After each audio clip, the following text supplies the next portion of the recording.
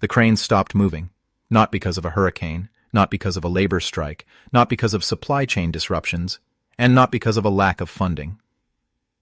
The cranes stopped moving because the people who knew how to operate them packed their tools, climbed into their trucks, and drove north, back across the Canadian border. And what began as a political soundbite has rapidly evolved into something much larger, a warning about labor shortages, industrial dependence, economic reality, and the dangerous consequences of underestimating the people who actually build modern civilization. Tonight, we're examining a story that goes far beyond politics. A story about pipelines that can no longer be completed. Nuclear facilities forced to delay maintenance. Multi-billion-dollar energy projects grinding to a halt. And a growing realization that America may have spent decades creating a labor shortage so severe that entire industries now depend on expertise they assumed could always be replaced. But what if it can't? What if the workers everyone took for granted turn out to be the most valuable asset of all? Because that is exactly the question confronting America today. The controversy began with what many initially viewed as a routine political remark. During a press conference following meetings with energy executives in Houston, President Trump was asked about Canadian tradespeople working on American industrial projects. For decades, thousands of Canadian welders, pipefitters, electricians, ironworkers, crane operators, and specialized technicians have crossed into the United States to work on major infrastructure developments. The arrangement was largely invisible to the public. Most Americans never noticed. Most Canadians never thought much about it. It simply worked. Then came the comment. Canadian workers were described as overrated, replaceable, and supposedly dependent on American opportunities. To many observers, it sounded like another political statement that would dominate headlines for a day or two before disappearing. But something unusual happened.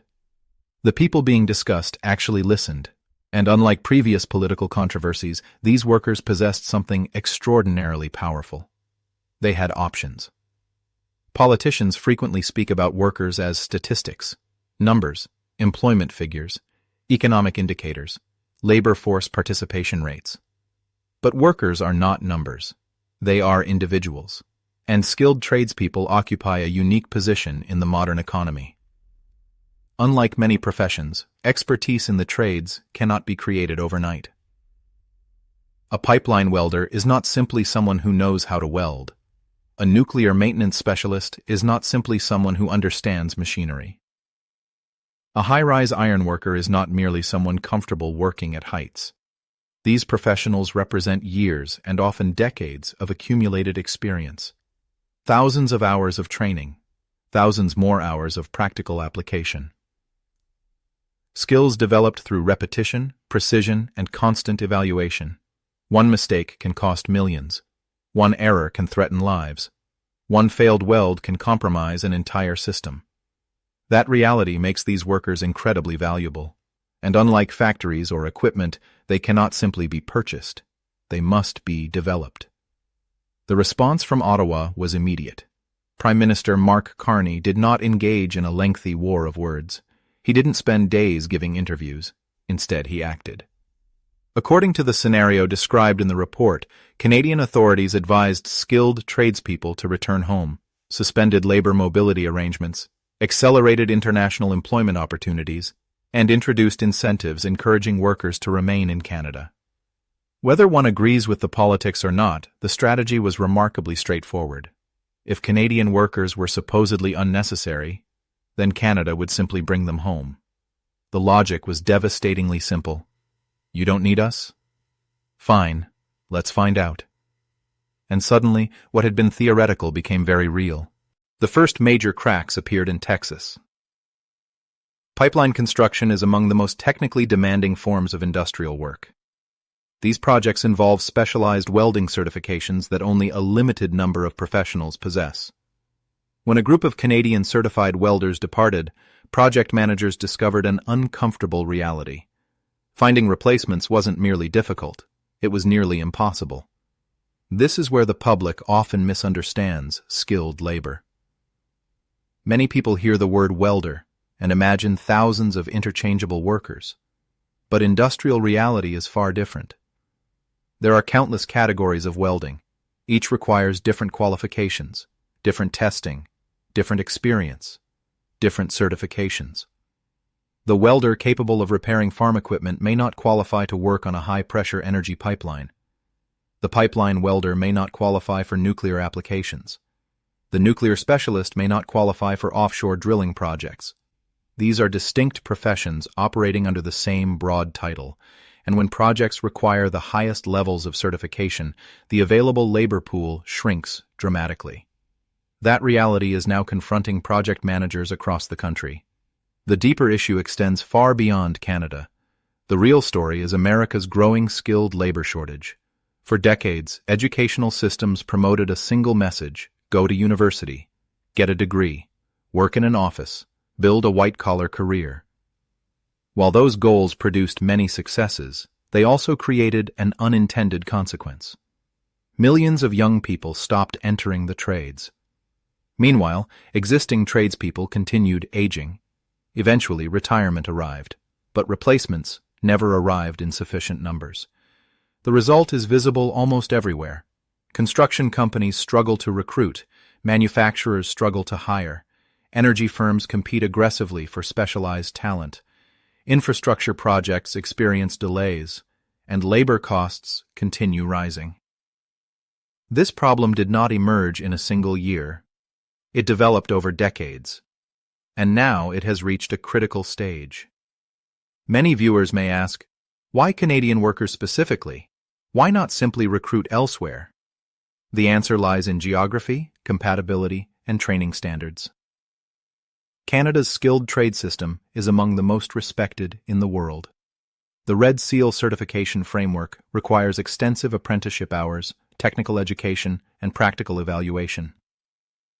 Canadian workers share language compatibility, similar safety standards, comparable construction methods, equivalent regulatory environments, and most importantly, decades of experience working alongside American counterparts. That integration created a highly efficient labor ecosystem. Many American projects came to depend on it. Not because Canadian workers were cheaper, not because they were politically connected, but because they were available. And availability is everything when billion-dollar projects operate under strict deadlines. Economic reports often focus on numbers, but numbers rarely tell the whole story. The most powerful aspect of this crisis may be the personal stories emerging from job sites. Workers who spent years building careers in the United States. People who coached local sports teams, bought homes, built friendships, started families, contributed to communities. Then suddenly found themselves hearing their profession publicly described as replaceable. For many, the issue was never money, it was respect, and respect matters, especially in professions where individuals routinely work long hours in difficult conditions. When people feel their contributions are valued, they often remain loyal. When they feel dismissed, loyalty disappears quickly. That lesson applies far beyond construction. It applies to every workplace, every industry, every country. Perhaps the most shocking figure emerging from this story is the estimated economic impact. Industry groups now warn that project delays, labor shortages, cost overruns, and scheduling disruptions could ultimately exceed $8 billion if labor mobility remains restricted. Think about that number. $8 billion. Not because of a recession, not because of a natural disaster, not because of a financial collapse, but because specialized workers left. That figure reveals something profound about modern economies. Physical infrastructure depends on human infrastructure. Pipelines do not build themselves. Power plants do not maintain themselves. Skyscrapers do not construct themselves. Technology can improve efficiency. Artificial intelligence can enhance planning. Automation can streamline operations, but eventually someone must still perform the work. Someone must still possess the expertise. Someone must still know how to solve problems when plans fail. And that human expertise remains irreplaceable. The implications extend far beyond America and Canada. Governments around the world are now facing the same challenge. Aging workforces, declining apprenticeship participation, Growing infrastructure demands, massive energy transitions, new manufacturing investments, and insufficient skilled labor to support them all. The competition for talent is only beginning. Countries that successfully train, retain, and attract skilled workers may gain enormous economic advantages. Countries that neglect workforce development may discover that money alone cannot solve labor shortages. Because when expertise becomes scarce, it becomes strategic, and strategic assets are difficult to replace. Perhaps the greatest irony in this entire story is that an attempt to diminish skilled workers may have accomplished the exact opposite. It forced the public to notice them. For years, these workers operated largely unseen. They built pipelines, power plants, factories, bridges, skyscrapers, and most people never thought about them. Then suddenly, they disappeared. And everyone noticed. Projects stalled, costs climbed, deadlines slipped. And the absence of these workers became impossible to ignore. Because sometimes the true value of something only becomes visible when it's gone. And that may be the ultimate lesson of this entire crisis. A nation can replace machinery. It can replace buildings. It can replace equipment. But replacing decades of skill, experience, teamwork, and craftsmanship, that is far more difficult. The cranes in Texas, the pipeline crews, the ironworkers in Manhattan, the specialists in Pennsylvania, they have all delivered the same message, not through speeches, not through politics, but through their absence. And the question now facing policymakers, businesses, and workers on both sides of the border is simple. If skilled labor has become one of the most valuable resources in North America, who will control it, and where will it choose to go next?